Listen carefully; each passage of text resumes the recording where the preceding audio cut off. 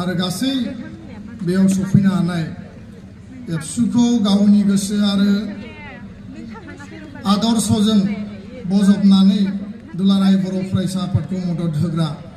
सिबिजाथाव रायजो राजा नोंथांमोन गोदान बोसोर आरो मागो दमासिनि खेबसेयैनो आंनि फारसेनिफ्राय खुलुमनाय आरो हामलायनायखौ बावहरबाय माखासे बाथ्राफोरखौ जोंनो मिथिहोबाय हारिनि आथिखाल आरो आगुनि थासारिनि सायाव जोंनो बेखेवगिरि आलासि मानगोनां एमपि बिथाङा फोरमायबाय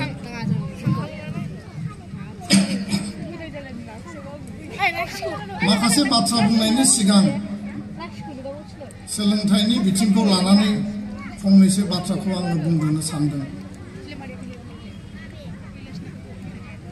दुलाराय बर' फरायसा आफादनि जि सोलोंथाइ मावथांखिखौ लानानै जि हाबा मावनाय गुन गोनां सोलोंथाइनि जि मावथांखि आरो बर' फरायसा फरायसुलिया बर' मिडियामाव गावनि बिमानि रावाव फरायनानै गुन गोनां सोलोंथाइ लानानै बादायलायनाय आनजाद आरो बादायलायनाय मुलुगाव कम्पिटिटिभ बे एन्ट्रेन्स एग्जाम आरो इन्टारभिउआव लोगोसे गावखौ साफा साफा सुबुं धोन आरो सुबुं सम्पद हिसाबै दानो थाखाय एबसुनि हाबा मावनाय 2006 मायथाइनिफ्राय 2007 मायथाइनिफ्राय दिनै 2024 प्राय 15 बोसोरनि बारा सम जों हाबा मावबाय बयबो मिथिगौ बै समनि मेट्रिक पासनि संख्या आरो आनजादनि रिजाल्टआ मा जायोमोन चिरां जिल्लाया जि समनिफ्राय दाजादों मेट्रिकआव आसामाव हय चिरां जिल्लाया लास्टआव थायो नङाबा कार्बि आंलं जिल्ला आरो वेस्ट कार्बि आंलं जिल्लाया लास्टआव थायो नाथाय दिनै चिरां जिल्लानि रिजाल्टआ सोलायबाय चिरां जिल्लाया दिनै गोदान मोनसे महर मोनबाय आरो महर लाबाय बे रायजो राजानि जोंनि बिमा बिफानि फरायसा फरायसुलिनि फोरोंगिरिनि बयनिबो नाजानाय आरो सासेबो फरायसाया जाहाथे लेखा गारा जाहाथे ड्रप आउट जाया स्कुल गारनो गोनां जाया बिनि थाखाय दुलाराय बर' फरायसा आफादा हाबा मावबाय थादों दा मानगोनां रायजो राजा नोंथांमोन जाय समाव मेट्रिकआव 60-70 जनल' फार्स्ट डिभिजन मोनोमोन एबसुनि हाबा मावनाय रायजो राजानि मदद बिमा बिफानि जोथोन लानाय केयार लानाय आरो जोंनि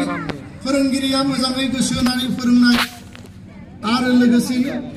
जोंनि फरायसा फरायसुलिया बादायलायनानै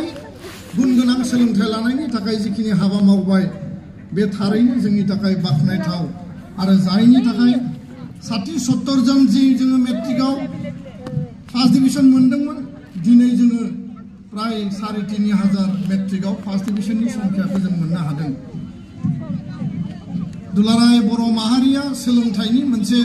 जावरिखांनाय लाबोनो थाखाय गावनि बिमा रावजों सोलोंथाइ लानांगौ गावनि मिडियामजों सोलोंथाइ लानांगौ 1963 मायथाइयाव जोङो सोलोंथाइनि मोनसे थांखि फोसावनानै बर' थुनलाइ आफाद दुलाराय बर' फरायसा आफाद गासै बर' माहारियानो स्कुल कलेज फरायनायजों लोगोसे LP school ME school high school बे आरम्भ खालामनायनि खामानिखौ मावदों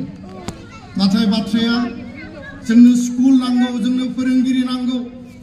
जोङो स्कुल गायसननांगौ फोरोंगिरि थिसननांगौ फरायसा फरायसुलिखौ बेयाव एडमिशन होनांगौ रायजो राजानि जि मोनसे कमिउनिटि मबिलाइजेशन दंमोन रायजो राजानि जि मोनसे इनिशिएटिभ दंमोन सोलोंथाइ नांगौनि थाखाय जि मोनसे जावरिखांनाय आरो जि मोनसे थासारि सृष्टि खालामबाय थारैनो बर' हारिया सोलोंथाइ लानायनि लामा आरो थासारिखौ जों मोनबाय एसे सिगाङाव मेल बेखेवगिरि बिथाङा बुंदों बे बड'सा फरायसालिया थुरिनि न'मोन दिनै बे 40-50 बोसोराव बे फरायसालिया पाक्का न' जाबाय बे लामाया हाब्रुमोन दिनै बेयो पाक्का लामा जाबाय जोंनि हान्था मेलाया मोजां जाबाय जोंनि स्कुलनि बिल्डिंआ मोजां जाबाय जोङो बेसेबांबा गोलाव मोनसे लामा हान्थिबाय जे समाव रमान हांखोनि आन्दोलन जे समाव भाषा आन्दोलन बर' रावखौ सरकारि राव हिसाबै क'क्राझार आरो उदालगुरि साब डिभिजनाव थिसननायनि जि सोमावसारनाय आरो फैयै फैयै दिनै बर' मिडियामा मेट्रिक आनजाद लिरनो हानाय मेट्रिक आनजादाव आसामनि सेबायाव टप 10 आव मासि आवग्रिनो हानाय मेट्रिक पासआव जेसेबां जायो 20-40,000 फरायसा फरायसुलि बिनि बांसिन जोंनि फरायसा फरायसुलिया फार्स्ट डिभिजन मोननाय बे थासारिखौ जों मोनाखै नङा मोनबाय हायर सेकेन्डारि फार्स्ट इयार देग्लाय बोसोरनिफ्राय थुनलाइ आफाद बर' फरायसा आफाद बयनिबो नाजानायाव आरम्भ जाबाय फैगोन बोसोराव थाखो 12नि आनजादखौ लिरनो मोनगोन किन्तु बाथ्राया जाहैबाय रायजो राजा नोंथांमोन मोनसेया जाबाय जोंनि मिडियाम मोनसेया जाबाय जोंनि राव मोनसेया जाबाय जोङो बादायलायनाय आनजादाव जोंनि केरियार आरो जोंनि जि मोनसे कम्पिटिशन बेखौ जोङो जुदि मोगथाङाव जाफुंहोनांगौब्ला जोंनि फरायसा फरायसुलि जोंनि गार्जेन जोंनि रायजो राजाया दिनैबो जि लेभेलाव जोङो मोनसे कमिउनिटि इनिशिएटिभ आरो मोबिलाइजेशनखौ खालामदोंमोन जि लेभेलाव जोङो फरायसालि गायसनदोंमोन फोरोंगिरि रायजो राजायानो थिसनदोंमोन जोंनि स्कुल बिल्डिंखौ रायजो राजायानो लुनानै नारानि थुरिनि बा औवानि जि लुनानै लादोंमोन दिनै बबेबा नङा बबेबा एंगेलाव जोङो दिनै बै जि मोनसे इनिशिएटिभमोन बे इनिशिएटिभखौ जोङो दिनै एसे जोंनि जोथोन लानायनिफ्राय जोंनि नाजानायनिफ्राय जोंनि जिखिनि दायित्व आरो रेसपन्सिबिलिटि दङमोन बेनिफ्राय जोङो दोरोदनो नागिरदों नामा बाथ्राया साननो गोनां बर' मिडियाम स्कुलाव फरायसा फरायसुलि खमायलांनाय 7 10 जन 15 जन 20 जन 25 जन आरो फरायसा फरायसुलि खमायलांनायनि थाखाय दिनै आसाम सरकारा मार्जार खालामनानै बर' मिडियाम स्कुलखौ फोजोबनो नागिरनाय बे थासारिखौ लानानै दुलाराय बर' फरायसा आफाद बर' थुनलाइ आफादा स्टेन्ड होदों आरो जोंजों लोगोसे बिटिआर काउन्सिलाबो बेखौ स्टेन्ड होफानानै दोनदों दा बेखायनो मानगोनां रायजो राजा नोंथांमोन फोरोंगिरि गैयैनि थाखाय जोंनि गार्जेनफ्रा स्कुलाव एडमिशन होनायनिफ्राय मालाबा आख' फाख' जायो बे बाथ्राखौ जोंनो बुंदों जों जेला एनरलमेन्टनि केम्पेइननि थाखाय हाबा मावहैदों दा बेखायनो मानगोनां रायजो राजा नोंथांमोन आसाम सरकार बिटिआर काउन्सिला फोरोंगिरि थिसननायनि थाखाय जिखिनि लाहार फाहार खालामदों बे लाहार फाहारखौ गोख्रैनो खालामनानै होनांगौ आरो दिनै बिटिआरआव हाई स्कुल हायर सेकेन्डारिनि एपइन्टमेन्टआ अलरेडि जालांबाय एलिमेन्टारि लेभेलाव जानो गोनां दङ टेट पास जानाय व्यक्ति केन्डिडेटफोर दङ बिथांमोना जुदि साख्रि मोनोब्ला बिथांमोननि न'खराबो सुंस'गोन आरो बिथांमोना डेडिकेशनाव फोरोङोब्ला जोंनि क्वालिटि इमप्रुभमेन्टआबो जागोन आरो फारसेथिं बर' मिडियाम थांना थानायनि जि लामा बे लामायाबो रोखा जागोन आङो साननैसो सिगाङाव खोनादों मिथिदों बिटिआर काउन्सिला जि फाइनेल एसआइउ एप्रुभेल मोननो गोनां दंमोन बे एप्रुभेला अलरेडि जानानै फैबाय आरो बेखौ होनायनि थाखाय बिथांमोना लाहार फाहार खालामदों बे जोंनि थाखाय बरायथाव आसाम सरकारखौ जोङो खावलायदों बिटिआरनि बाहेराव कार्बि आंलं धेमाजि लखिमपुर जेसेबां दङ जेराव जोंनि स्कुलाव सनितपुर बिश्वनाथ सिंगल टिचार जिर' टिचार आरो जोंनि स्कुलाव जेराव पोस्ट क्रिएशन गैया बिनि थाखाय पोस्ट क्रिएट खालामनानै फोरोंगिरि थिसननांगौ आरो दिनै सोरबा ससियेल मिडिया सोरबा फेसबुकआव दावराव खालामनायखौबो जों नुदों जे बर' मिडियाम बुथारनायनि जि मोनसे सरकारनि षड़यन्त्र बेखौ लानानै दुलाराय बर' फरायसा आफाद बर' थुनलाइ आफादा जेबो बुङाखै होननानै तथ्य आरो डाटानि आधाराव जुदि खोथा बुङोब्ला जोंहा बुंनो गोनां गैया किन्तु माखासे मानसिफोरा दिनै गावखौनो गावबा गावनि मोनसे चेनेल बानायनानै रां खामायनायनि उद्देश्यआव आङो बयखौबो टार्गेट खालामनानै बुंनो नागिराखै माखासे व्यक्ति माखासे सुबुंफोरा जायफोरा दिनै लाइमोन बैसो सेंग्रा बैसो हारिनि जारिमिन हारिनि इतिहास एनालाइसिस दिनैनि थासारिनि सायाव जेबो नलेज आरो गियानखौनो बिथांमोना कालेक्टिभलि डिटेल इनफरमेशनखौ लायाखै बिथांमोना बुंनो नागिरो जे एबसु आरो थुनलाइ आफादा जेबो मावाखै होननानै जोंनि तथ्य आरो जोंनि डाटा सरकारि तथ्य आरो सरकारि डाटा आनअफिसियेल एबसु आरो साहित्य सभानि तथ्य आरो डाटायाव गासै आसामाव जिखिनि पोस्ट भेकेन्सि दङ एलपिएमइआव दाख्लैबावै जि पोस्ट एडभार्टाइजमेन्ट जादों बे एडभार्टाइजमेन्टआव बांद्राय बेबायदि बर' मिडियामनि स्कुलाव खालि जानानै थानाय पोस्ट गैया वायरेस नगावआव बर' मिडियामा गैलिया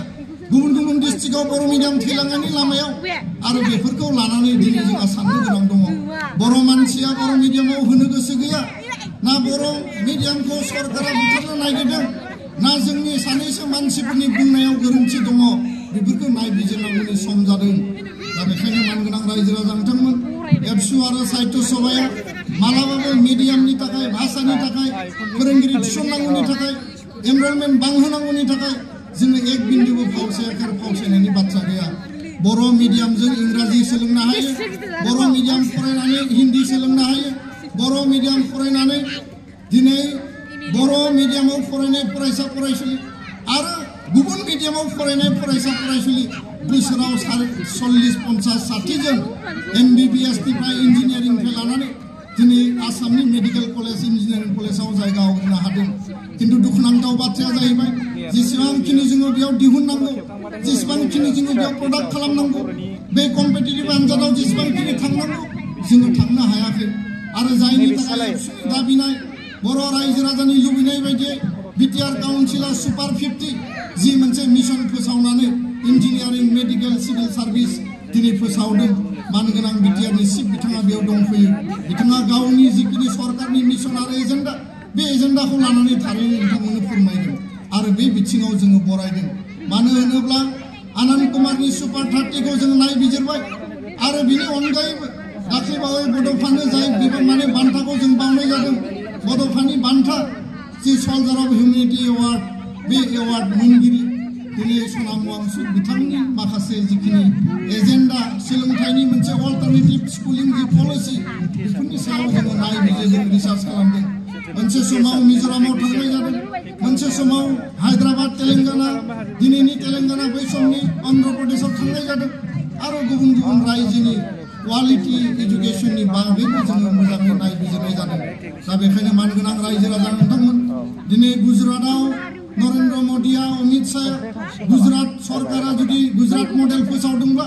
बिनि आधारानो जाबाय सोलोंथाइ मोनसे हारिखौ फोथांनानै लाखिनांगौ जौगाहोनांगौ हारिनि जुदि गुबै सिनस्रि होनना बुङोबा बे जाबाय सोलोंथाइ आरो सोलोंथाइखौ गारनानै जोंनियाव खुनु बिकल्प एजेन्डा बिकल्प जेबो लामा गैया आरो बेखायनो सोमावसारनायनि गेजेर सोमावसारनायनि उन आरो सिगांनि समाव दुलाराय बर' फरायसा आफादा सोलोंथाइखौ लानानै शिक्षाखौ लानानै एडुकेशनखौ लानानै जोङो गोथौ आरो गुवारै खामानि मावदों मानगोनां रायजो राजा नोंथांमोन दिनै दारि गोलावा बोसोराव 400-500 जुदि MBBS दिहुननो हायोब्ला बुरखा गाननानै बिथांमोननि हिन्जावसा फरायसुलिफोरा जुदि MBBS एन्ट्रेन्सआव बिथांमोननि निट जिखिनि एन्ट्रेन्स दङ जि मेन्स एडभान्स जिखिनि बादायलायनायनि कम्पिटिटिभ एग्जाम दङ साख्रि बाख्रिनिफ्राय लानानै बिथांमोना जुदि बेयाव सिलेक्शन जायोब्ला जों मानो सिलेक्शन जाया बिथांमोननि हाजिरा हुजिरा मावग्रा बिथांमोननि मिस्ट्रि कामला मावग्रा बिथांमोननि जिखिनि लेबार क्लासनि गथ' गथाय बे लेबार क्लासनि गथ' गथाया जाय धुबुरियाव थायो जाय दरंआव थायो बरपेटायाव थायो गुबुन गुबुन जायगायाव जेराव दङ बिथांमोननि गथ' गथाया दिनै जुदि बै लेभेलाव सहैबायबा जोंनि लेभेला मानो सहैयाखै बे जोंनि थाखाय गिदिर सोंलु बेखायनो मिडियामखौ रैखा खालामनाय जोंनि रावखौ रैखा खालामनाय हारिनि थामोनथानि खाथिजों लोगोसे जोंनि सोलोंथाइ आरो कम्पिटिटिभ एग्जामाव बिश्वनि फरायसा फरायसुलि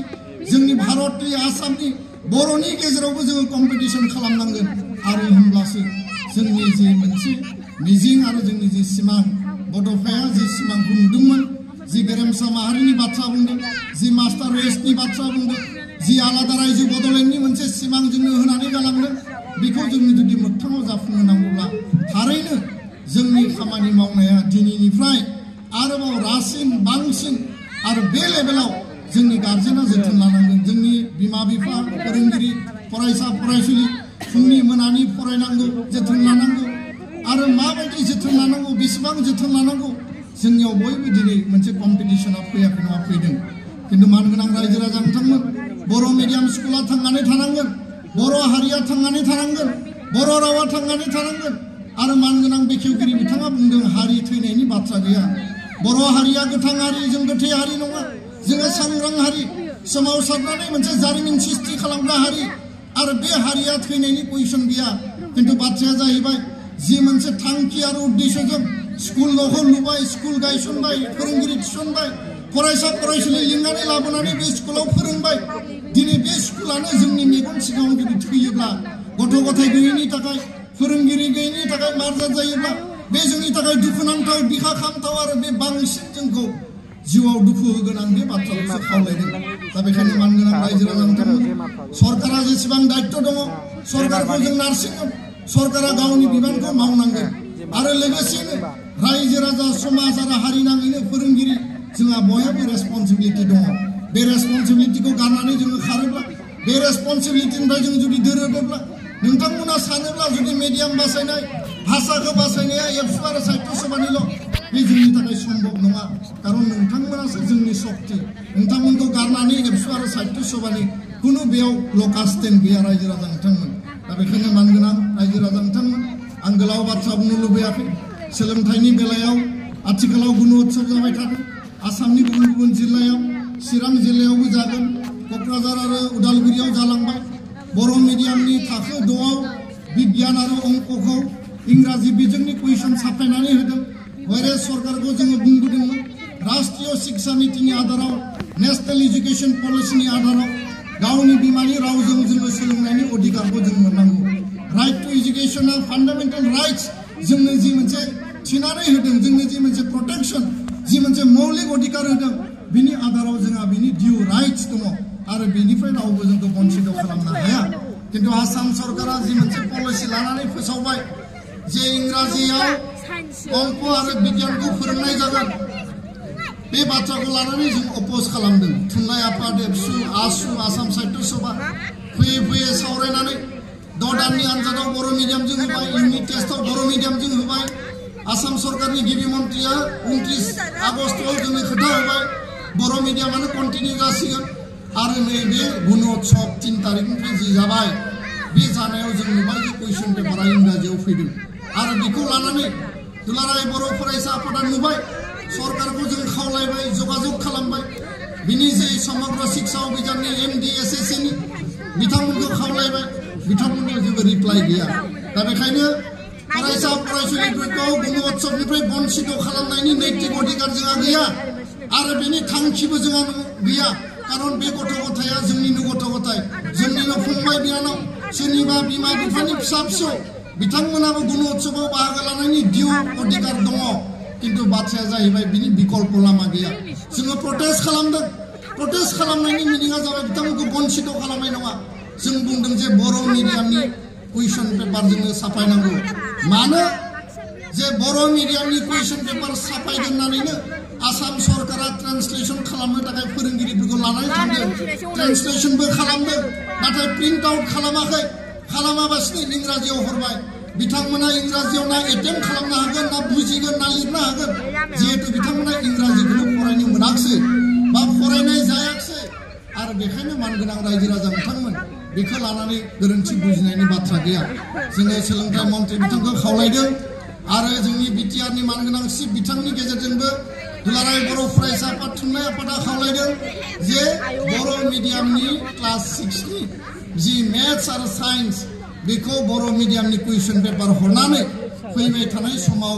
बे गुण उत्सवखौ साबजेक्ट मोननै बा क्लास 6नि खुंफिननांगौनि थाखाय जोङो दाबि दैखांदों आरो जों खावलायदों बे बाथ्राखौ जोङो फोरमायबाय आरो फैबाय थानाय समाव चिरां जिल्लायाव जि गुण उत्सव जागोन थारैनो बे बेलायाव बेबायदि मोनसे थासारिया जागोन आरो बेखौ लानानै गोनो गोथो बा भुल बुजिनो गोनां गैया गुबुन मोनसे बाथ्राया जाहैबाय दुलाराय बर' फरायसा आफादनि सायाव जोंनि मानगोनां MP बिथाङा मेल बेखेवनायाव माखासे खोथाखौ बुंलांबाय दा बे बाथ्राफोरखौ लानानै जोङो लामा हान्थिनायनि आरो लामाखौ जोङो गोथों लामाजों थाबायलांनायनि थाखाय जोङो थिग खालामनांगोन दुलाराय बर' फरायसा आफादखौ दिनैनिफ्राय 56 बोसोर सिगाङाव जुदि बर' हारिया दायामोनब्ला बर' हारिया जुदि बे लेभेलाव दिनै सोमावसारनायनि मोनसे थासारिखौ सृष्टि खालायामोनब्ला बड'फानि आन्दलना जायामोनब्ला रमान हांखोनि आन्दलना जायामोनब्ला आरो गुबुन गुबुन फिसा फिसौ जोंनि गांनाय उखैनाय जोंनि हप्स एन्ड एसपिरेसन जोंनि आलादा रायजोनि जि दाबि भाषा आन्दलननिफ्राय लानानै बर' हारिया दिनै बेबायदि खौसेयै सांग्राङै थांना थानायनि जि मोनसे जोङो शक्ति जि मोनसे जोङो गोहो बे गोहोखौ जोङो मोननाय नङामोन थारैनो दुलाराय बर' फरायसा आफादखौ दानानै बर' हारिया लाब जादों आरो गोदोनि बङाइगाव आथिखालनि चिरां जिल्लायाव दुलाराय बर' फरायसा आफादखौ नेतृत्व होनाय बर' हारिखौ नेतृत्व होनाय जायफोर व्यक्तिफोर दङ दिनै गबिन्द बसुमतारी आदा बिथां प्रेमसिं ब्रह्म बिथां दिनै रोंगोरा नार्जारी बिथां जोहोलाव सोमला बसुमतारी बिथां मिरु लेभेलाव जिल्ला लेभेलाव आन्चलिक लेभेलाव जेसेबां जोंनि मावथि दैदेनगिरि बिबानगिरिफोर दङ बिथांमोना हारिनि साफा साफा सम्पद बिथांमोना जि लेभेलाव मावहैया मानो एबसुनिफ्राय बिबान एंगारनानै बिबान जोबनानै जि लेभेलाव जि थासारियाव मावा मानो बिथांमोना हारिनि साफा साफा सम्पद जेरैबायदि जोंनि बड'फा उपेन्द्रनाथ ब्रह्म हारिनि थाखाय हारिनिखौ बावसोमनानै हारिनि थाखाय जिखिनि हाबा मावलांबाय बे आदर्शखौ लानानै एबसुआ जे हाबा मावदों बे हाबा मावनायनि बेलायाव जोङो जुदि साफा साफा फाइखि बायदि खामानि मावामोनब्ला आरो आथिखालाव बे थासारिखौ जोङो उननि इयुन जोलैनो जुदि जों फोरोंनानै गालाङाब्ला बर' हारिनि थामोनथा रैखाथिखौ जोङो जुदि मजबुतै लाखिनांगौनि थाखाय जिखिनि जोंनि हाबा मावनांगौ जिखिनि जोंनि दायित्व रेसपन्सिबिलिटि बेखौ जोङो जेब्लायबो गोसोआव बिखायाव सोनानै जों हाबा मावलांनांगोन दा बेखायनो मानगोनां रायजो राजा नोंथांमोन एबसुआ बर' हारिनि सम्पद आरो बे एबसुनाय आफादा कुनु राजखान्थि आफाद बा हानजा बा दोलो कुनु सरकार नङा बे जाबाय रायजो राजानि आफाद बर' हारिनि आफाद नोंथांमोननि आफाद आरो दुलाराय बर' फरायसा आफादखौ जेरैबायदि रायजो राजाया जोथोन लाबाय जेरैबायदि मदद होबाय माइरं दैरं खांनानै औवा खांनानै मेल मिटिङाव बाहागो लानानै एसे एनै 10, 20, 100, 200 थाखा थाखा फैसा होनानै जिखिनि मदद होबोबाय आरो दिनैबो होगासिनो दङ बे जाबाय हारिनि मोनसे गिदिर मोनसे अबदान आरो बे बावसोमनाय बे मदद बे जिखिनि नोंथांमोननि गावनि फिसाफोरनि आफाद गावनि फिसाफोरनि मोनसे गौथुमनानै हारिखौ जौगाहोनांगौनि थाखाय हाबा मावनायनि बेलायाव जिखिनि मदद होलांबाय थानाय आरो होबोबाय थानाय बे जोंनि थाखाय अराय बरायथाव आरो बाख्नायथाव आरो खर' गंग्लायै दुलाराय बर' फरायसा आफादा बिनि थाखाय रायजो राजानि जिखिनि मोनसे ग्रेटिटिउड आरो जिखिनि जों नोंथांमोननो मर्यादा आरो सन्मान होनांगौ जों जेब्लाबो होलांबाय थागोन आरो बेखायनो मानगोनां रायजो राजा नोंथांमोन दुलाराय बर' फरायसा आफादखौ लानानै जाय मानसिफोरा दिनै गोदाव सोराव बाथ्रा बुंदों जाय मानसिफोरा दिनै खेंख्रा खेंसि बाथ्रा बुंदों बेखौ लानानै रायजो राजाफ्रा गोनो गोथो साननांगौनि जेबो बाथ्रा गैया कारन दुलाराय बर' फरायसा आफादा गावनि आदर्श गावनि प्रिन्सिपल फिलसफि बड'फानि आदर्शनिफ्राय एक बिन्दुबो जों दोरोदाखै आरो दोननायनि बाथ्रा गैया दा बेखायनो जाय मानसिफ्रा जोंखौ लानानै खर' सायो समाजाव अपप्रचार भुवा प्रचार प्रपागान्डा फोसावो समाज आरो हारि गावस्रानायनि बाथ्रा फोसावो बिथांमोना गावखौनो कुइसन खालामनाया मोजां जे हारिनि थाखाय जिखिनि मावबाय हारिनि थाखाय जिखिनि बिथांमोना मावदोंमोन बेखौ जाहिर खालामनायनि बाथ्रा गैया समाज आरो हारियासो बिनि रिकगनिसनखौ होगोन बिनि फिननाय आरो बिनि फिथाइखौ होगोन बेखायनो मानगोनां रायजो राजा नोंथांमोन दुलाराय बर' फरायसा आफादनि दैदेननायाव जि मोनसे गोलाव समनि सोमावसारनाय आरो बे सोमावसारनायनि आन्तर्जयी थासारियाव जिखिनि बर' हारिया दिनै मोनबाय जिखिनि मोनसे एचिभमेन्ट मोनसे समनि BSc एकर्ड मोनसे समनि BTC एकर्ड आरो दिनै BTR गोजोन गोरोबथा बे जोंनि मोनसे एचिभमेन्ट आरो बे एचिभमेन्टखौ लाबोआमोनब्ला बे एचिभमेन्टआ जुदि फैयामोनब्ला बर' हारिया राजनैतिक भाबै संबिधानिक भाबै जि मोनसे प्रटेक्शन जि मोनसे मर्यादा जि लेभेलाव जोङो दिनै थाफैबाय बे लेभेलखौ जों मालाबाबो मोननाय नङामोन दा बेखायनो बे थासारिफोरखौ लानानै जोंनि जारिमिन जोंनि संग्राम जोंनि सोमावसारनाय बेफोरखौ लानानै जोंनि रायजो राजाया माने जिखिनि बुजियो आरो जिखिनि मिथियो बे लेभेलाव जोङो जेब्लायबो गावखौ सांग्राङै लाखिनांगोन दा मानगोनां रायजो राजा नोंथांमोन गोलाव समनि बे सोमावसारनायनि गेजेराव गोबां मानसिया मुंख्लं जाबाय गोबां मानसिया नोरजिया जाबाय गोबां सुबुङा जेलाव थांनो गोनां जाबाय जिनाहारि जानो गोनां जाबाय आरो दिनै जों मोनसे शान्तिनि परिबेश मोनबाय दुलाराय बर' फरायसा आफादा दिनै मोनसे नङा मोननै नङा मोनथाम सुक्तियाव जेरैबायदि मदद होबोबाय जेरैबायदि जोङो हाबा मावबोबाय बे हाबा मावबोनायनि थाखायसो दिनै भारत सरकार आसाम सरकार दुलाराय बर' फरायसा आफादा मा मावदों मा सानदों मा बुंदों राजा लामायाव मानो ओंखारदों रेल लामायाव मानो ओंखारदों एबसुआ मानो प्रेस मिट खुंदों बर' हारिखौ लानानै एबसुनि एजेन्डाया मा बबे जेंना जेंसि बबे थासारिखौ लानानै एबसुआ मा बाथ्रा बुंनो नागिरदों दिनै सरकारा जोंखौ खोनासङो सरकारा जोंखौ नायो बिजिरो एनालाइसिस खालामो आरो बे मोनसे जातीय फेक्टर जातीय मोनसे बार्गेनिं खालामनो हानाय मोनसे केपासिटि होननानै आं बुंनो सानो आरो बे केपासिटिखौ जों इउनाइटेडलि लाखिनांगोन कारन हारिया आरोबाव जौगाबावनो गोनां दङ हारिया आरोबाव जोङो हाबा मावलांबावनो गोनां दङ आरो बेखायनो मानगोनां रायजो राजा नोंथांमोन जाय मानसिफोरा दिनै बे हारिनि थाखाय गावखौ बावसोमबाय बिथांमोननि थाखाय जोङो जेब्लाबो जोंनि मर्यादा जोंनि सन्मानखौ जोङो होनांगोन आरो आथिखालाव बिटिआर सान्थि सुक्तिनि जिखिनि दफा दङ जिखिनि गोजोन गोरोबथानि जिखिनि एकर्डनि क्लजफोर दङ बे क्लजफोरखौ मावफुंनायनि थाखाय दुलाराय बर' फरायसा आफादा हाबा मावगासिनो दङ मोनसे समाव सोमावसारगोन मोनसे समाव गोरोबथा जागोन मोनसे समाव मोनसे समाधान फैगोन बिनि उनाव समाधाननि उनाव एकर्डनि क्लजनि दफा मावफुंनायनि खामानि आरो सोमावसारनाया जेरैबायदि गोब्राब एकर्ड खालामनाया जेरैबायदि गोब्राब आरो एकर्डखौ मावफुंनायाबो एखे रोखोमनि गोब्राब खामानि नाथाय बेखौ जोङो सरकारजों जुजिनानै नारसिननानै सरकारखौ बमब्रायनानै सरकारजों सावरायनांगोन मालाबा खुद्रिनबो नांगोन आरो बेखायनो एबसुनि जि स्ट्रेटेजि आरो डिप्ल'मेसि एबसुआ जि मोनसे आदर्शखौ लानानै हाबा मावदों जि समाव सावरायनांगौ जि समाव खुद्रिनांगौ जि समाव रायलायनांगौ जि समाव प्रेसार होनांगौ जोंनि रल आरो रेसपन्सिबिलिटि जों मावदों बाथ्राया जाहैबाय मोनसेबो एकर्डआनो बर' हारिनि थाखाय बेबायदि गाज्रि माबा मोनसे लाबोदों होननानै जायफोरा दिनै प्रसार खालामदों बेबायदि नङा रायजो राजा नोंथांमोन मोनसे नङा मोनसे जोंनो गोदान मोनसे परिबेस होदों मोनसे नङा मोनसे गोदान बेबस्था गोदान एरेन्जमेन्ट होदों आरो बेखायनो बिएससिआव जों जि मोन्दोंमोन बिटिसिआव बिनिख्रुइ जोङो बांसिन मोन्दों बिटिसि जि 2003नि एकर्ड बे एकर्डनि आधाराव 6 सिडुलनि आधाराव बिथा खालामनानै माखासे बेबस्थाखौ बारायनानै बिटिआर सुक्तिया जादों आरो बेखायनो जायफोरा बिटिआर गोजोन गोरोबथाखौ दिनै मोजां मोना दिनै बराया जायफोरा दिनै बेखौ लानानै खरस जायो बै मानसिफोरासो बिनि सायाव नेगेटिभ बाथ्रा बुंबाय थानायखौ जों नुनो मोन्दों बाथ्राया जाबाय स्पष्ट जे जाय खामानिखौ 93आव 2003आव मावनो हायाखैमोन जि खामानिनि गेजेरजों दिनै 2020आव सिमा बारायनाया दिनै रोखा जाबाय 41 खान गामिया हाबबाय 60 गामि आसामनि गिबि मन्थ्रिया फोसावदोंमोन 19 गामिखौ दिनै फोसावनो गोनां दङ 41 गामिखौ फोसावनानै दिनै गहपुर सिमुलुगुरि खाथिसिम सिमाखौ बारायनानै होबाय 3082 खान गामिनि जायगायाव 3123 खान गामि दिनै दाजाबबाय जोंनि टटेल गामिया दिनै जाबाय बिटिएडि जि सिमा दङमोन बेखौ बारायनानै दिनै बिटिआर बिमुं होनायनि थाखाय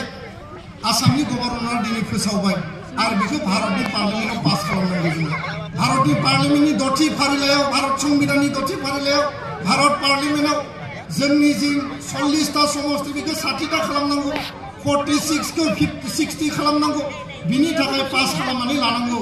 पावार एन्ड फांसननि बाथ्रा बुंदों जि 39 पावार एन्ड फांसन साबजेक्ट मोनदोंमोन बिटिआर एकर्डनि गेजेरजों मोनथाम गोदान आरो एडिशनेल मोनबा गासै 8टा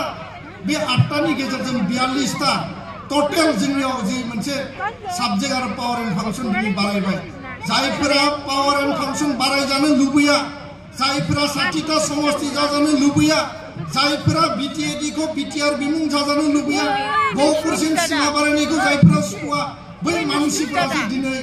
एकर्डनि हेंथायै दुलाराय बर' फरायसा आफादनि हेंथायै दिनै खोथा बुंबाय थादों रायजो राजा नोंथांमोन आरो बेबायदि मानसिफोरखौ सिनायनायनि दिनै प्रयजन दङ होननानै आं बुंनो नागिरो दा बेखायनो मानगोनां रायजो राजा नोंथांमोन दुलाराय बर' माहारिनि जौगानायनि थांना थानायनि थाखाय दुलाराय बर' फरायसा आफादा मालाबाबो आफस खालामनाय नङा आरो बिनि थाखाय जाय दैदेनगिरियानो फैया मानो दिनै मोनसे समाव प्रमद बर' बिथाङा दङमोन बिथाङा 3थि खेबनि आन्दलनखौ दैदेनबोबाय आरो एकर्ड खालामफैबाय एनडिएफबिनि दैदेनगिरिफोर आरो दुलाराय बर' फरायसा आफाद इउबिपिअ बिनि सिगाङाव रोनगोरा नार्जारि बिनि सिगाङाव उरखावगोरा ब्रह्म बिनि सिगाङाव सोमला बसुमतारि सानसुमा खुंगुर बैसुमतारि बड'फा उपेन्द्रनाथ ब्रह्म आरो जोंनि दाजेननायनिफ्राय गिबि आफादगिरि गाहाय नेहाथारि हिसाबै बानेश्वर बसुमतारि आरो कनकेश्वर नार्जारि जाय दुलाराय बर' फरायसा आफादखौ नेतृत्व होदों दैदेनदों जिल्ला लेभेलाव दखरा लेभेलाव इउनिट लेभेलाव मिरु लेभेलाव हारिनो माबा नङा माबा मोनसे कन्ट्रिबिउसन होनानै गालांदों समाज आरो हारि दानायनि खामानि मावनानै गालांदों दा बेखायनो मानगोनां रायजो राजा नोंथांमोन गामि सोसननायनि खामानिया जानांगोन सरकारखौ जों खावलायदों आरो बे लेभेलाव कुनु कम्प्रमाइज खालामनायनि बाथ्रा गैया 19 खान गामिया हाबनांगौ 27 जानुवारि 2024आव एकर्डआ 4 बोसोर जागोन भारतनि नखर मन्त्रि अमित शाहया आलफानि एकर्डनि समाव बुंदों दाख्लैबावै 29 डिसेम्बराव जे दारि कमा फुल स्टप बिनि एकर्डनि इमप्लिमेन्टेसना जागोन बर' एकर्डखौ रिफारेन्स लानानै बुंदों जे समनि सिगां इमप्लिमेन्टेसना सोलिगासिनो जों बुङाखै जे इमप्लिमेन्टेसन जायाखै होननानै मोनफ्रोमबो इमप्लिमेन्टेशनानो ट्रेकआव दङ प्रसेसआव दङ सोलिगासिनो दङ खिन्थु माखासे खामानिया लेहेम जायाखै नङा जादों आरो बिनि थाखायनो जोंनि काउन्सिलनि जायफोर सरकाराव दङ जाय माने सोमावसारनायनि दैदेननायखौ सुक्तिखौ खालामनानै दिनै काउन्सिलाव मासि लाहैबाय जोंनि दैदेनगिरि बिथांमोनखौ जोङो खावलायदों मानगोनां रोंगोरा नार्जारियानो होन दिल्लीयाव राज्य सभानि एमपि हिसाबै दिल्लीयाव जिखिनि मावनो गोनां दङ आरो काउन्सिलनि मुरब्बी आरो बे आन्दोलननि सासे मेन दैदेनगिरि हिसाबै मानगोनां प्रमद बर' बिथांखौबो जोङो खावलायबोदों आरो काउन्सिल आरो दिल्लीयाव आसामाव थानाय मन्त्रि एमएलए गासिबो लोगो नांनानै जि लेभेलाव नारसिननांगौ गिबि मन्थ्रिखौ जि लेभेलाव दिल्ली लेभेलाव नारसिननांगौ बिथांमोनाबो खामानिखौ मावबाय थादों खिन्थु मोनफ्रोमबो खामानि मावनायखौ मोनफ्रोमबो इनिशिएटिभ लानायखौ रायजो राजानो सानफ्रोमबो खिथानांगौनिबो बाथ्रा गैया जेला जेला साक्सेसफुलि खामानिया मावफुंजायो जेला जेला बिनि इनिशिएटिभा प्रक्रिया आरम्भ जानानै कमप्लिट जायो बे समावसो रिजाल्ट ओरिएन्टेड रायजो राजानो फोरमायनो हायो आरो बेखायनो टाइम आरो सिचुएशनखौ लानानै एबसुआ सरकारा बे खामानिफोरखौ दिनै खिन्थाबोदों फोरमायबोदों आरो बे लेभेलाव जोंनि नारसिननाया स्टेट आरो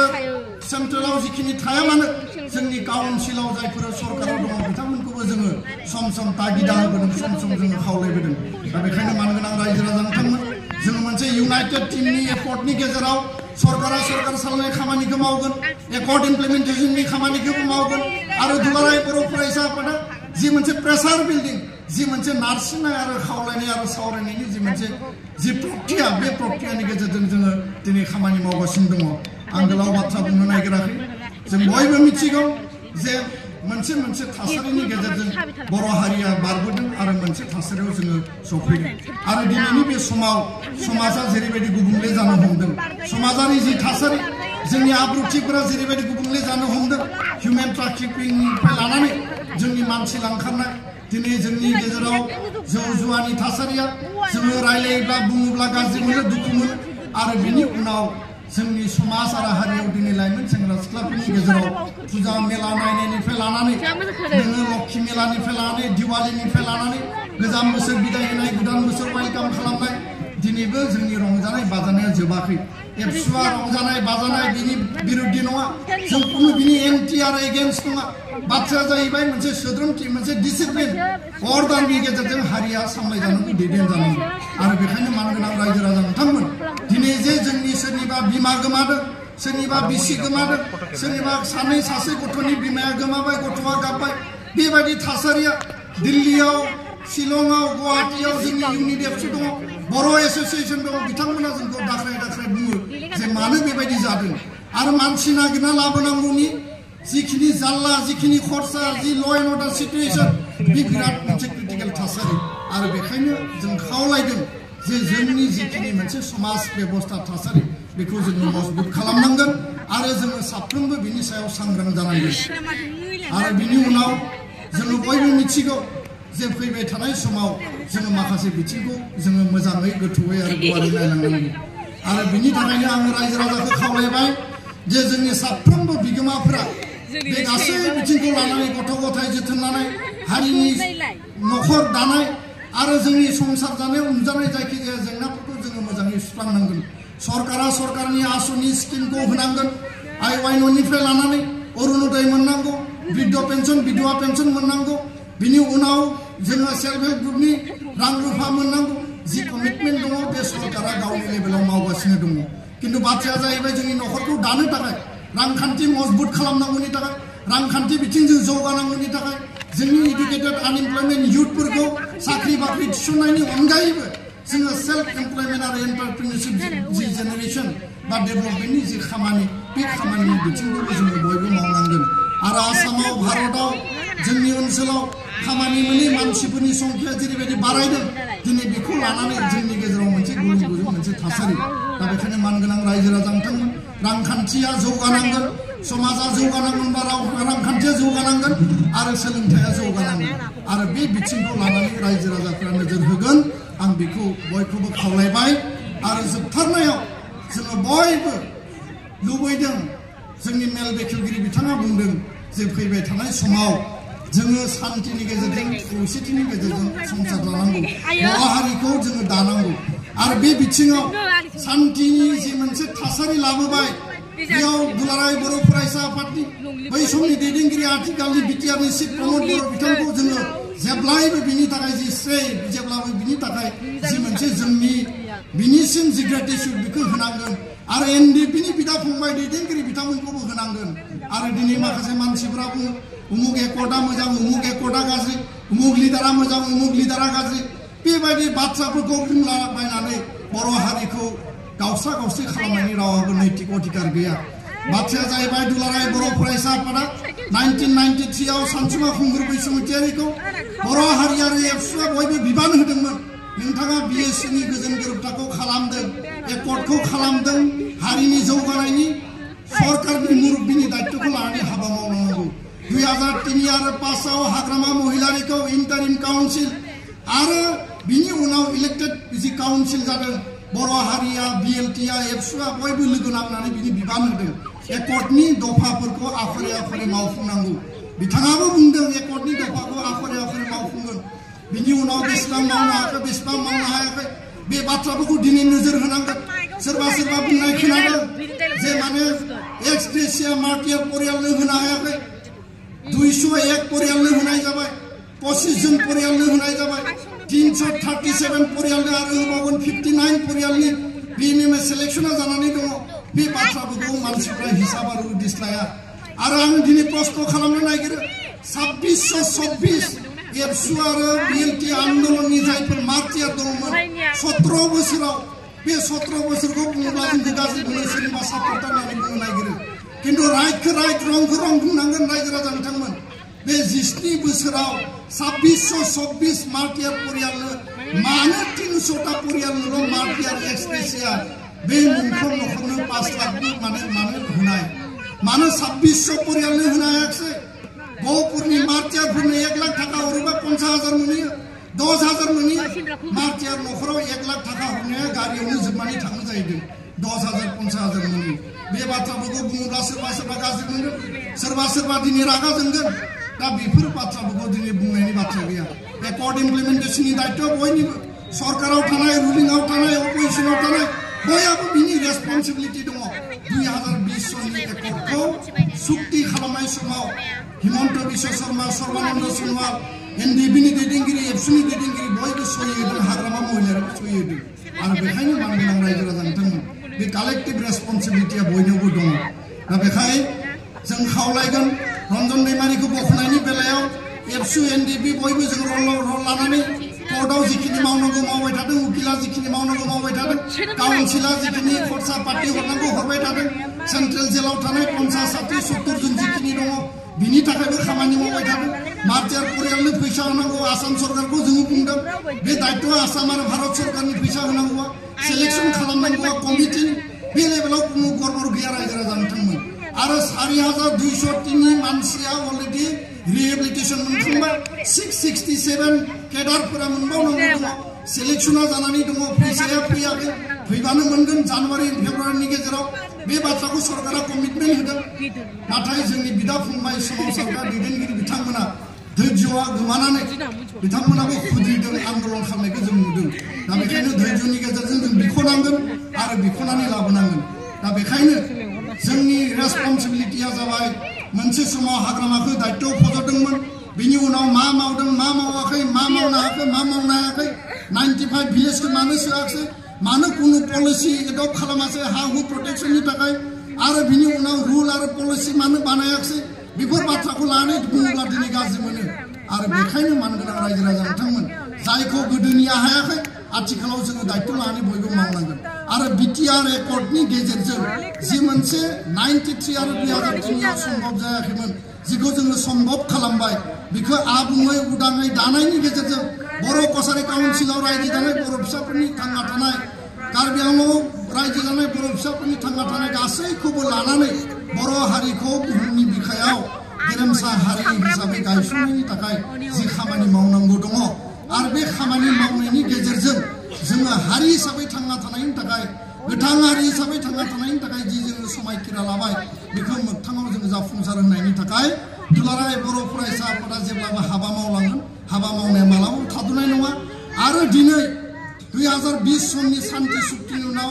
जाय सरकारखौ लाबोबाय आरो जाय दैदेनगिरिफोरा सोमावसारनायाव दंमोन बिथांमोनानो सरकाराव थांबाय बिनि मुल उद्देश्यआनो जाबाय एकर्डखौ मावफुंनांगौ बे कागजाव लिरनाय आखरखौ इमप्लिमेन्ट खालामोब्ला रायजोनि हारिनि बर'नि आरो बिटिआर आरो बड'लेण्ड ओनसोलनि जौगानाया आरो आसामाव भारताव बुहुमाव रायजो जानाय बर'फोरनि जौगानाया रोखा जागोन बेखायसो बिबानाव जोङो होदों आरो बिनो जोंनि गुबै दायित्वमोन बिनिफ्राय जोङो खुनु गोरोन्थि आरो भुल मावाखै आरो बेखायनो फैबाय थानाय समाव 2024 नि एप्रिल मे दानाव जानो गोनां जि बिसायख'थि बेखौ लानानै गोबां मानसिफोरनि गेजेराव सावरायनाय गावबा गाव हानजाया खामानि मावदों रुलिंआबो खामानि मावदों अपोजिशनाबो खामानि मावदों दुलाराय बर' फरायसा आफादनि आपिल आरो जोंनि खावलायनाया बेनो जोंनि रायजो राजानि खावलायनाया बेनो जे क'क्राझार लकसभा समस्तियाव 10 बोसोराव हिरा सरनियाखौ देरा होनानै गुबुन हारिफोरा जेरैबायदि बर' हारिनि सायाव जि मोनसे थासारि लाबोबाय बे थासारिखौ जोङो गैया खालामनानै जायफोरा बर'खौ मोजां मोना जायफोरा ट्राइबेलखौ मोजां मोना नाथाय गासिबो बेबायदि नङा जोंजों थाफानाय बिदा फंबाय गुबुन गुबुन हारि गुबुन गुबुन रावारि सुबुंफोरा जोंजोंबो लोगो दङ जोंजोंनो दंफायो दिनैबो दङ गोदोबो दङ आन्दलनावबो दङमोन दिनैबो दङ इयुनावबो थागोन खिन्थु माखासे मुस्लिमै मानसिफोरा हिरा सरनियाखौ प्रजेक्ट खालामनानै बिथांमोना बर' अना बर' ट्राइबेल अना ट्राइबेल माबा माबि थासारि हारियारि दाङाबाजि भाइलेन्स बेबायदि थासारिजों देरा होबाय आरो बेजों जोंहा बर' हारिया खहा जादों 543 एमपिनि गेजेराव बर'नि सासे एमपि जोंनो नांगौ राज्यसभायाव जोंहा एमपि दङ लकसभायाव एमपि नांगौ दुलाराय बर' फरायसा बर' हारिनि एमपिखौ बेखायनो नांगौ बिटिआर एकर्डखौ 6 सिडुल एमेन्डमेन्ट खालामनायनि गेजेरजों थाखानाय जिखिनि जोंनि एरेन्जमेन्ट बेबस्था बेखौ एसे गोजौआव लांनानै जोंनि जि राइट्स एन्ड प्रिभिलेज जोंनि राजनितिक आरो संबिधानिक अधिकारखौ मजबुत खालामनांगौ आरो बेखायनो दिल्लीयाव लकसभायाव पार्लियामेन्टआव जोंनो एमपि नांगौ आरो एमपि नांगौबा सासेल' बर' मानसि जानांगोन सासे बर' मानसिखौ जों देरा होनांगोन आरो आङो खोनादों सासे मानसिया टिभियाव बुंदों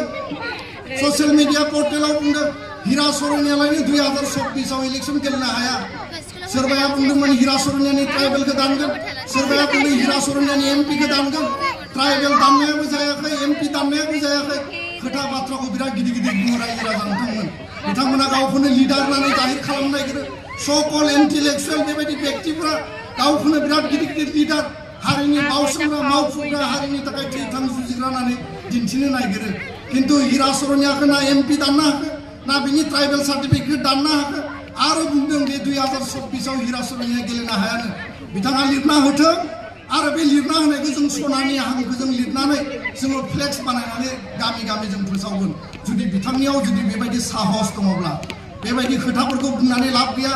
बेबायदि खोथाफोरखौ बुंनानै बिबिरबां खालामनायनि बाथ्रा गैया रायजो राजा नोंथांमोन दा बेखायनो मानगोनां रायजो राजा नोंथांमोन जोङो सासे मानसिखौ देरा होनांगोन सार्थआ जाबाय एकर्ड इमप्लिमेन्टेसन सार्थआ जाबाय 543 एमपिनि गेजेराव सासे बर' मानसि थांनांगौ आरो जोङो बिग ब्रादार हिसाबै गासै हारि हारिसाफोरखौ लानानै जोङो गुबुन गुबुन हारि रावारि सुबुंफोरखौ लाफानानै रायजो संसार जानायनि जोङो सिमांखौ जोङो मोगथां जाफुंसार होनांगौ गोजोन गोरोबथानि उनाव सान्ति परिबेसा फैबाय बिनि उनावबो असान्ति लुबैग्रा असान्ति खालामनो नागिरग्रा गोबां सुबुं दङ आरो बिनि थाखायनो मानगोनां रायजो राजा नोंथांमोन सोरबा सोरबा सानो जानांगौ गोजोनजों बेदर फैगोन गोजोनजों ना फैगोन गोजोनजों साहा फैगोन ना गोजोना जोंनो ओंखाम ओंख्रि थाखा फैसा लाबोनानै होफैगोन खिन्थु रायजो राजा नोंथांमोन बे खोथायाबो बास्तब नोंनि न' खाथियाव एनकाउन्टार जायोबा नोंनि गामिनि खाथियाव जुदि न' सावलायनाय जायोबा नोंनि गामि खाथिनि सेंग्राखौ नोंनि न'नि गथ'खौ नोंनि फिसा फिसौखौ जुदि पुलिस आर्मिया हमनानै लाङोब्ला जोङो अब्ला सानो जे गोजोन फैनायबा हामगौमोन सान्तिया फैनायबा हामगौमोन बिदा फंबायनि गेजेराव जेब्ला बुथारलायनाय जायो जोङो सानो जे सान्तिया फैनायबा हामगौमोन हारियारि दाङाबाजि जायोब्ला जों सानो सान्ति फैनायबा हामगौमोन 2014 2012 2008 आरो गोबां आन्दलननि समाव आर्मि पुलिसनि अपारेशनाव जोङो सानदों जे सान्ति फैनायबा हामगौमोन दिनै सान्ति फैनायनि उनाव माखासे मानसिफोरा सानो जे दिनैबो असान्ति जानायबा हामगौमोन असान्ति लाबोग्रा असान्ति खालामनो नागिरग्रा गावस्रा गावस्रि खालामनो नागिरग्रा माखासे फेक्टर माखासे ग्रुपफोर दङ आरो बिथांमोना असान्तिनि गेजेरजों थांनाय समाव खामानि मावबोबाय थांनाय समाव क्षमताखौ बाहायबोबाय आरो क्षमतानि थाखाय दिनैबो असान्ति खालामनो नागिरनाय थासारिखौ जों नुदों जोङो बेखौ मालाबाबो कमप्रमाइज खालामनाय नङा जोंनो नांगौ सान्ति सान्तिनि गेजेरजों बर' हारिया थांना थानायनि गेजेरजों बर' हारिया गावनि आथिं आरो सिनस्रियाव हारि दानायनि थाखाय खामानि मावनांगोन दा बेखायनो शान्तिनि बे परिबेसाव जोङो अशान्तिया माला जायो बोरै फैयो जेला अशान्ति जाबासो मिथियो होमबासो जोङो शान्तिखौ नागिरो आरो गोजोन नागिरनानै जोङो हाबाथुरि जायो गोजोन नागिरनानै जोङो हाखा दावरा जायो आरो बे समाव जोङो गोजोन नागिरनानै बयबो खौसे जायो नाथाय दिनै गोजोन फैनायनि उनाव गोजोननि क्रेडिटखौनो होनो नागिरो मानसिफोरा शान्ति परिबेसखौ जे बयबो गोजोनखौ लाबोबाय एनडिपिआ लाबोबाय एबसुआ लाबोबाय बिएलटिआ लाबोबाय एज भलन्टियार फर्सआ लाबोबाय बयबो नाजानानै जे दिनै मोनबाय आरो बेखौ केपिटेल हिसाबै हारि दानायनि थाखाय हाबा मावनांगौ बिनि थाखाय माखासे मानसिया क्रेडिट होनो नागिरा दा बेखायनो मानगोनां रायजो राजा नोंथांमोन आं बयखौबो खावलायबाय फैबाय थानाय समाव खौसेथिनि मोन्थोरजों हाबा मावलांनांगोन दुलाराय बर' फरायसा आफादखौ फोथांना लाखिनांगोन नोंथांमोननि आफाद नोंथांमोननि फिसा फिसौनि आफाद आरो बे आफादा जेब्लासिम थागोन बर' हारिखौ रावबो जोंखौ बाहेरनिफ्राय इसिंनिफ्राय सिनस्रि बुफायनाय थगायनाय नासयनाय गादबनाय जोंखौ जेबो खालामनो हाया कारन बे आफादा हारिखौ दाहाल बायदि बेंदों बेंलांबाय थागोन इसिङाव बायजोआव जिखिनि थासारि फैया मानो जि शक्ति फैया मानो बेजों जुजिगोन आरो जाय दुलाराय बर' फरायसा आफादजों सौग्रावगोन बे शक्तिया धंस जानानै हारि दानायनि थाखाय आरोबाव एबसुआ खामानि मावलांगोन आं बे बाथ्राखौ क्लियार काट बुंबाय बयनिसिमबो साबायखर बावनानै आंनि बुंनायखौ फोजोबबाय गोजोन्थों जय बर' हारिनि जय बर' हारिनि जय बर' हारिनि